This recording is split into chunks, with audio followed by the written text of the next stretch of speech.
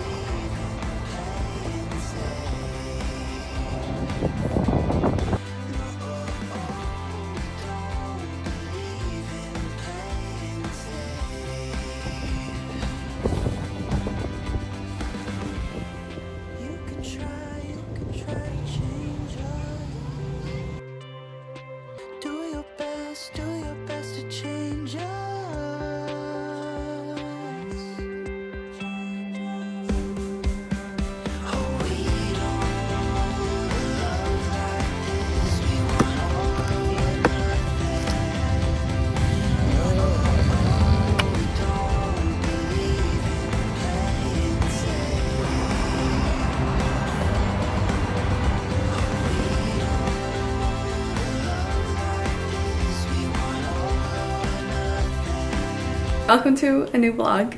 My name is Emma, and if you are new here, I just moved to Toronto. This is my first week here. Today is Tuesday, so this is my second or third full day living here.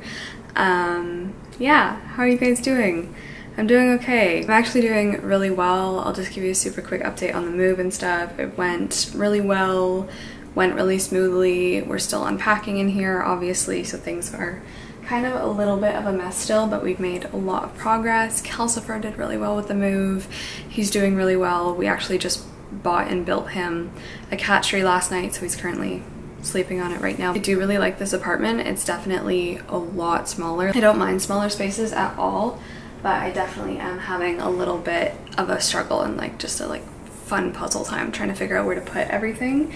As you can see, the books are not sorted at all. I haven't even got started on that. I think I want to do some of this today. I love the view here. I can see the lake and I just really like it. I can stare out this window and look at the water for hours. Like, it's just so cool to me, having come from a city where like there is no big body of water. Just seeing Lake Ontario, I love it so much. I really like this neighborhood.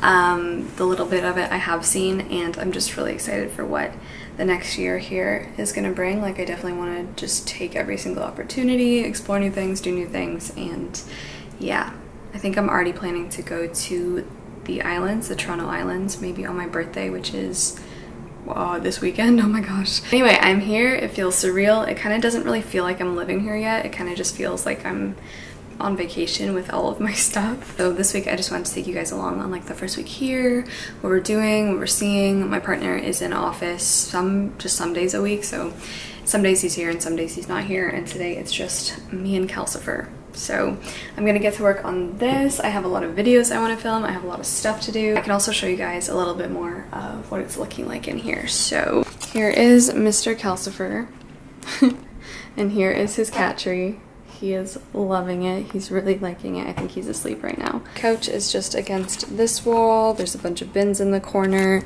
And then the kitchen is obviously just right here.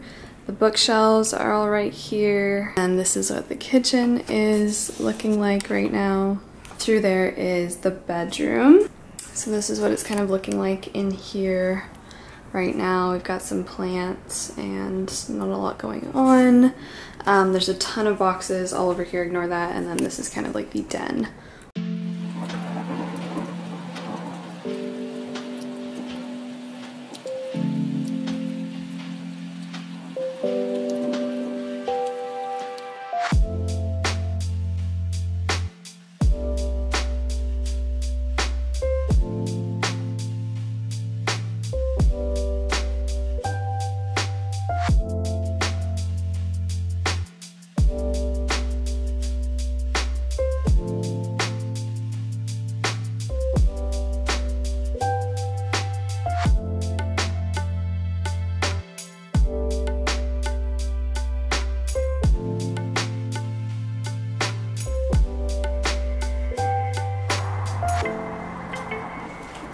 Oh my gosh.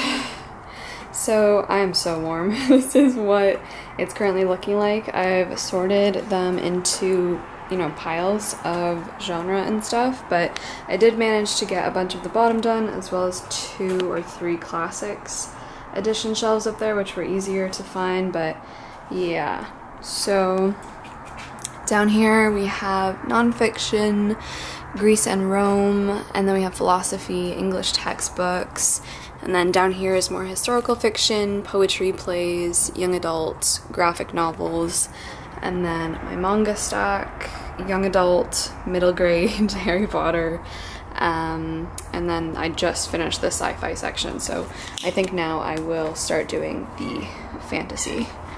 I know! There's books everywhere! Please help me.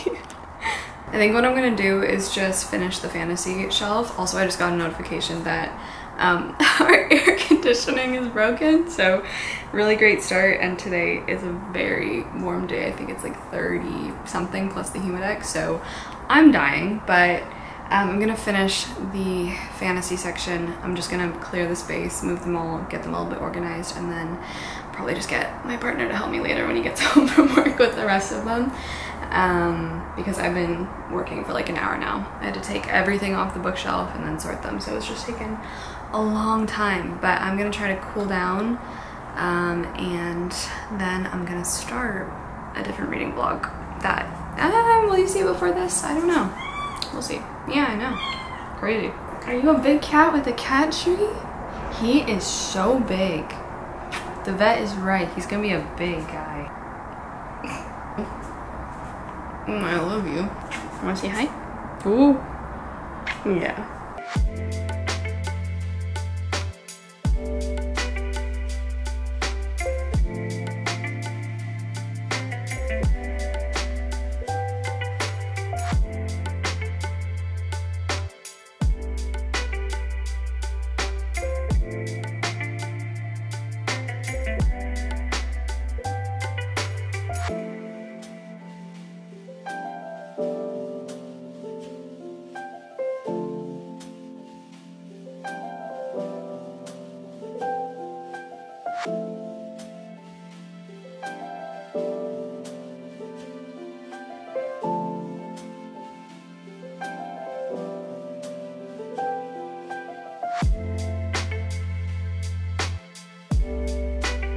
Okay, I'm so happy to be giving you this update on the bookshelves. They are pretty much done and they are stuffed. Like, I wanted to be able to do some really cute like turnout displays and stuff, but yeah, they're just all packed in and they fit pretty much exactly. There are some piles of books in my room, but they're gonna go on floating shelves, so this is how it is looking. I'm so happy. This took me like all day.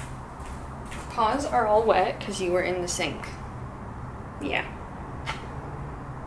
Yes, thank you. I don't want to complain about my AC being broken that much, but it's still broken, and I just got a notice that it's not going to be fixed tonight, and today is one of the hottest days here. The humidex is in the high 30s. Well, today I've been listening to Dream a Little Dream. This is one of the only...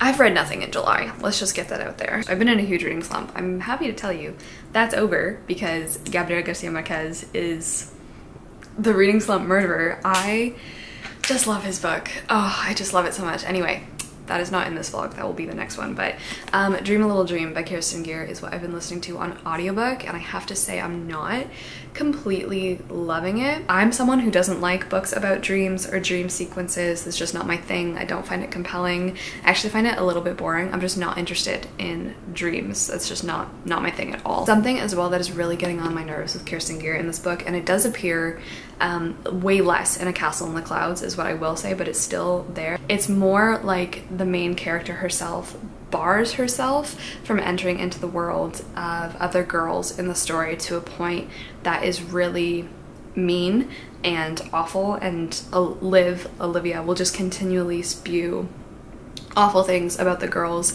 in her school simply because they're interested in going to like the ball at the school, because they spend time talking about their ball gowns that they want to buy, because they wear makeup, like that whole thing. She just really puts them down for that. The phrase that pops up the most, and in A Castle in Clouds as well, is like the main character calling other girls silly cows because they like boys, or they want to talk about boys, or they want to do their makeup, and it's just like horrific thing that, you know, the main character just can't bring herself to be included in, and just has to scoff and look down at, and it's just really getting on my nerves. It's so old, it's so pointless, like who cares? Putting herself down.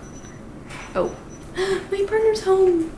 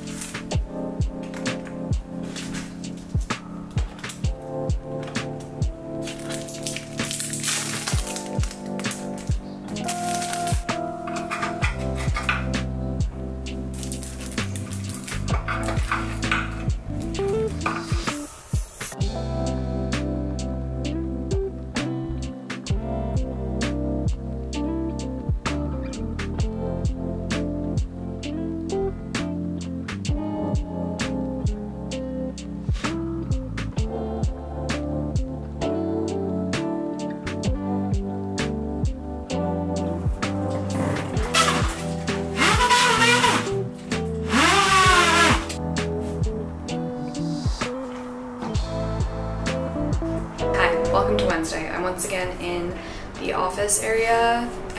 It's so hard to tell on the viewfinder if this is overexposed right now, because it doesn't look overexposed for me, but sometimes when I translate it onto my MacBook screen, it's overexposed. So I'm really sorry if that's the case, but I don't think so. But it could be. I'm once again in this space because the air conditioning is not yet fixed, although we did get a notification that it's supposed to be fixed tonight. Yep, that is book talk. Well, not really book talk, I don't have TikTok, Instagram, book reels.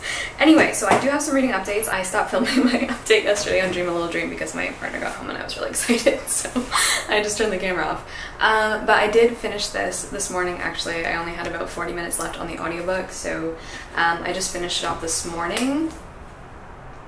Kind of. What Was This is a little bit, come closer, let's talk about it. Yeah, just too close. What Was This is kind of my initial thought process.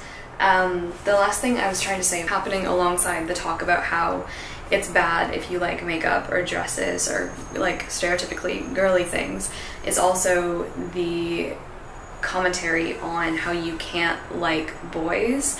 Our main character is constantly putting herself down, and this is what I was trying to talk about yesterday, about having a crush on one of the four boys, Henry, who ends up being someone that is probably the most prominent out of the four, along with Grayson, who is going to eventually become her stepbrother, I think. But she's just always like, oh, I can't be like other girls who just talk about boys all the time and like have feelings for boys, because that means I'm like vapid and stupid. And that is such a damaging concept. I can see it so clearly now, especially after thinking like the same thing when I would have been the same, you know, age as the main character, thinking that, oh, you can't love someone while also being intelligent and doing intellectual things and having good grades at school. And like that was such a damaging thing, such a damaging mindset to have as someone who had that mindset in their very young teenage years. And it's just, I wish that wasn't in books. Our main character is 15, almost 16 I think in here, and it's just, it's something that's not even really challenged. It's just something that she comes to accept, that okay, I like Henry, I guess I can't be smart anymore, I guess I can't be different, I guess I just have to accept that I'm like other stupid girls who just talk about boys. And it's just really upsetting. Once again, there should just be no correlation between having feelings and caring about someone and loving or liking someone and your intelligence. The writing, like aside from my issues with the character and the messages that were coming across in here, and that, like I said, do appear in smaller doses in A Castle in the Clouds, but in that book it's a bit more, it's just different, it's just a different thing, like I was saying. But I didn't think the overall plotting and pacing, and like explanation of the story was that great, because so many times I was like, what is happening? And there's a huge kind of plot twist at the end of this first book. I don't think I'll be continuing on with the series, but it doesn't unravel things that happened. She didn't know really where she was going with the whole demon dreams, summoning demons, having to do weird rituals to appease the demons kind of thing. And overall, I was honestly just a little bit confused.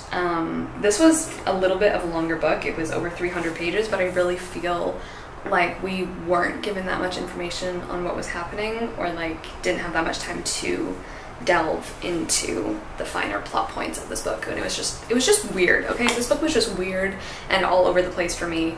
Definitely a disappointment. Did not live up to A Castle in the Clouds for me. I do have book 1 of the Ruby Red trilogy, which so many people, like, that's the Kirsten book, the trilogy that so many people recommended to me, but this one just sounded fun because it was like someone moving to a new boarding school and stuff like that, as well the plot line with secrecy, or like the Gossip Girl blog isn't wrapped up because it's going to be continued. I think I'm gonna have to give this like 2.5 stars potentially, but I did finish a book for the first time in so long, so I am really happy about that. And then I did pick a next one up, back in the reading mood, which is fabulous. So I picked up The Stand-In by Lily Chu. This is a romance, and I'm already 50 pages of the way through. I'm also listening to this on audio as I do more unpacking things.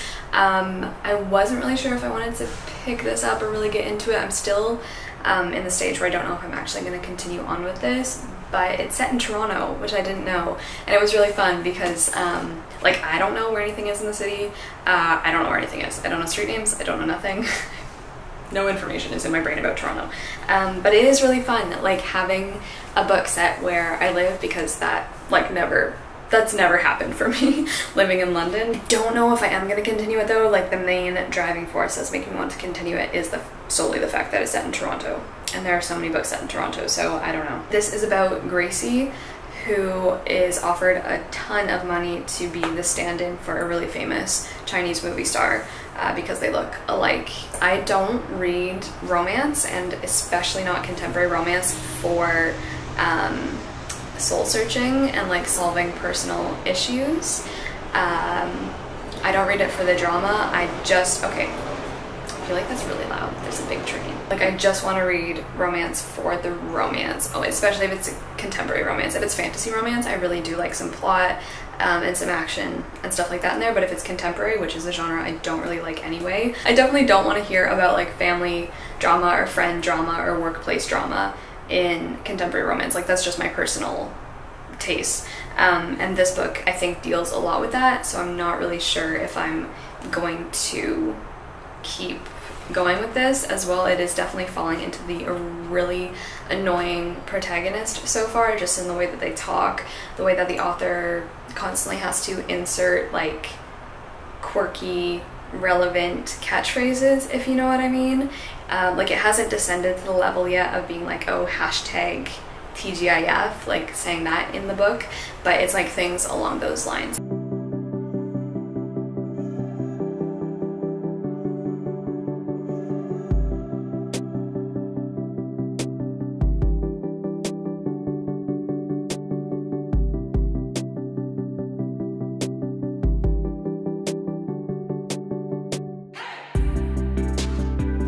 Welcome to, actually, good afternoon. Should I say good afternoon? It is Thursday. It's Thursday. We still have no air conditioning, so it's not too bad today. Today it cooled down. There was a big storm last night. Can I just say, I've already said it so much in this vlog, but I love watching the water. I am obsessed with it. I know I've already said it's my favorite thing about this apartment, but I just love watching the water. I've never seen like lightning strike water before, like lightning bolts strike water. There's a lot of things that I think I'm gonna say in these like Toronto vlogs that I've never seen before, even though it's probably very basic to a lot of people. There's just so many new things here, like streetcars. I've never been on a streetcar, never really seen them too much. I think it's really cool. They're attached to wires. Are you kidding me? Anyway, last night there was a huge thunderstorm where I just moved from. Actually had a big tornado warning, but I don't think any actually touched down, so that's great. There was no tornadoes here, just really cool lightning on the water, which was so amazing. But I do have a reading update. This morning I've just been doing a few last bits and bobs, unpacking what I can, hanging up some things, and ordering some things that we needed, like soy sauce. Yeah, I do have a reading update. I decided to DNF The Stand-In by Lily Chu. This was just really getting on my nerves, and like I said, the main thing that was keeping me going with this was the fact that it was set in Toronto, and that wasn't even a big thing about it, but essentially this was going to be about the relationship between Gracie, who is the main girl that we're following, and Sam, who is the bodyguard of the famous movie star, and their relationship essentially. But it was just incredibly annoying to me and grating on my nerves, like the way that people were talking. One of the last straws for me was someone saying something along the lines of, "Don't tell me you're going to Beyonce your way out of this situation," and just really cringy kind of stuff like that that no one really says. Like, who talks like that? The whole thing was just filled with really lines of dialogue that I was just like, please stop. So I'm so sad, because I wanted to pick up something really just light and fun and that I didn't have to think too much about while I was reading 100 Years, but this is not the light and fun thing that I was thinking about. So we put this down. I'm thinking I might unhaul this one actually. So, however, I did have an audiobook hold come in for another romance, and so I decided to pick that one up on Libby after having the last one be a little bit of a failure, and that is It Happened One Summer by Tessa Bailey. Everyone and their mother and their grandmother and their sister and their dog and the mayor of their town, their prime minister, everyone has been talking about this book. I don't know, something about the cover just screamed at me that I was gonna hate it, but I've just heard so many good reviews about this book, and it's obviously very summer themed, so I was like, you know what, we're gonna give it a go. I am 26% into the audiobook, and so far it's just okay. I'm not super into it yet, but I'm not hating it either. It's just been kind of fun to listen to. I'm definitely liking it better so far than The Stand-In, which is good. Otherwise I would have DNF'd this by now too. But this is about, what is her name? Piper. The one thing I can't say on this book is definitely the main protagonist so far, because she is the stereotypical rich girl who just has no concept of other people's property, other people's space, privacy. She's extremely privileged. The book starts off with her getting put into jail because she breaks into a hotel, invites hundreds of other people, and takes over their pool for the night, which is obviously illegal, and so she gets thrown into jail, but like she can't comprehend why, and it's just kind of this level of stupidity that is kind of unbelievable right now to me, which makes her obviously extremely hard to like, but it also makes her seem less like a person, because these levels of being not self-aware just seem catastrophically not possible to me. But because she gets thrown into jail, her stepfather is like, you know what, you're cut off, you're done, because she's been living off of her stepfather's credit card for basically her whole life. She's 28 as well. That's kind of the whole trope of the story, because she gets shipped off to the town, the little seaside fishing town where she was born, and where her actual father died, because he was a king crab fisherman, which is very dangerous. I used to love watching Deadliest Catch on the Discovery Channel when I was little, but now if I watch it I will just cry because I love crabs. So she is there with her and her sister Hannah, and Piper, which is just an awful name, I'm so sorry, just keeps insulting the whole town and basically all the fishermen. She like can't stand where she's living. She's like, how can I live somewhere so small, so dirty, so gross?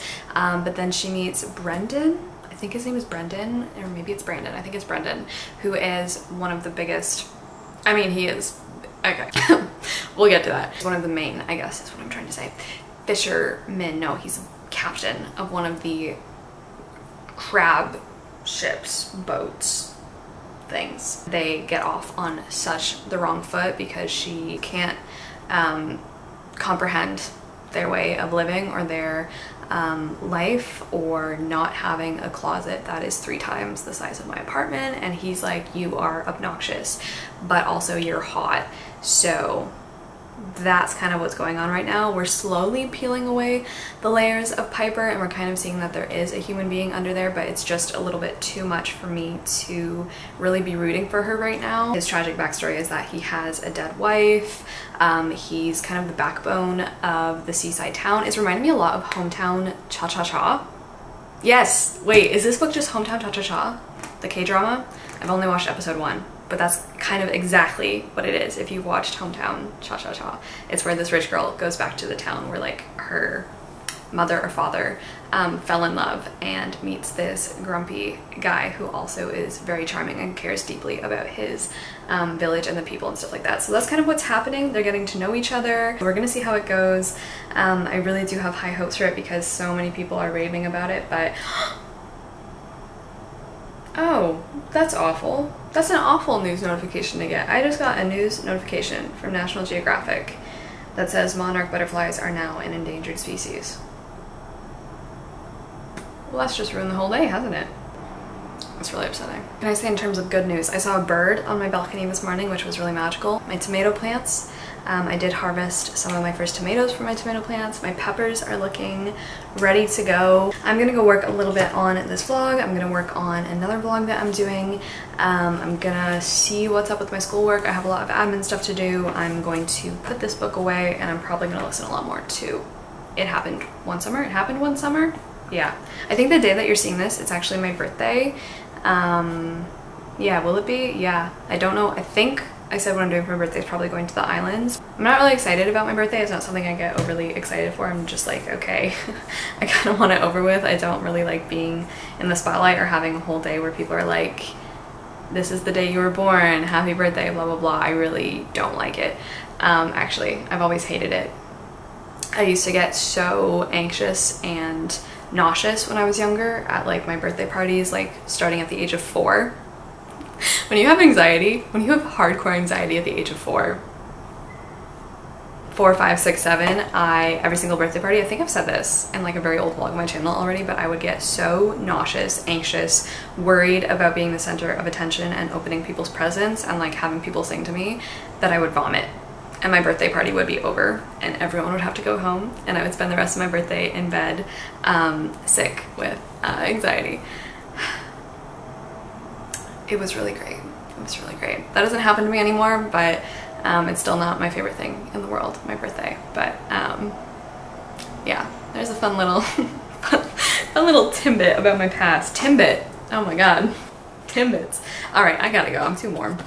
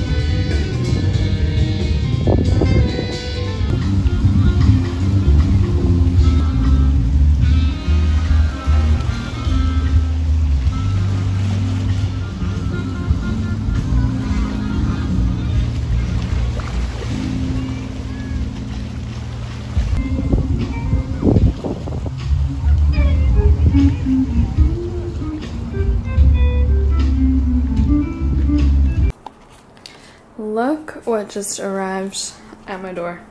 My aunt just sent me a little edible arrangement for my birthday this weekend, which is so nice, and now I have a bunch of fresh fruit. So I think I'm gonna start eating this probably immediately because there's still no air conditioning. I don't even want to like film my face today. It's so gorgeous. So that is that. It is currently like 27 degrees in here right now, so yeah, we did get another update that hopefully like it'll be fixed tonight is what they're saying now, but I don't know because it's been a number of days now. But this just brightened my day, so yeah. I'm so happy to finally tell you that the AC just came back on. We finally have air conditioning again. It literally just turned on like 2 minutes ago, so I'm so excited to finally get a good sleep tonight and not lay in a puddle of my own sweat. So I am 47% through It Happened One Summer, and I have to say, it has not captured my heart. It really has not captured my heart or really my interest at all. I'm kind of honestly really bored. I'm not really liking any of the characters, which is important for me in romance to stay interested in it. It is a little bit of a slower one, I guess, because I'm almost halfway through the book and they're just going on like their first date now and not a lot has really happened. I still don't like Piper at all. I really don't care about her in any way, shape, or form. Brendan is definitely the one I care for, but like not enough to keep me reading, essentially. So I'm gonna give it just like a little bit more time, maybe until exactly halfway, and then I honestly might just DNF it too, which is gonna bring like my total of books I've read this month to like 3. But that's not what it's about. That is not what it's about. It's just about having fun, and 100 Years of Solitude is just really letting me like bask and appreciate taking books slow, because I just wish I could talk about it in this vlog, but like the 100 Years of Solitude vlog is coming right after this one, I promise. And it's really becoming the best thing ever in my life right now. So it is almost 4 o'clock right now. I've pretty much just been working all day editing. I got a really exciting email this morning out of nowhere that just like blew me away, and I'm really excited to see what happens with that. Obviously I'm going to be really annoying and say that I can't say anything right now, mostly because I don't really even know what's going on with that. But I think in a little bit I'm going to go downstairs to the mailroom, grab some packages that got delivered. I might get a drink from Starbucks. I don't know. We will see. I was going to go get like a refresher because it's just so hot here, but now that we have AC, I might just grab like another coffee or something, honestly. And then I think after work, after 5, we might have to stop into the grocery store, which will be a very hot walk. I actually don't even know how warm it is outside right now. I think it's 27 with another heat warning. Okay, well that's great. Kind of want to book some ferry tickets for my birthday. I think you can just do that online to ferry to the island, so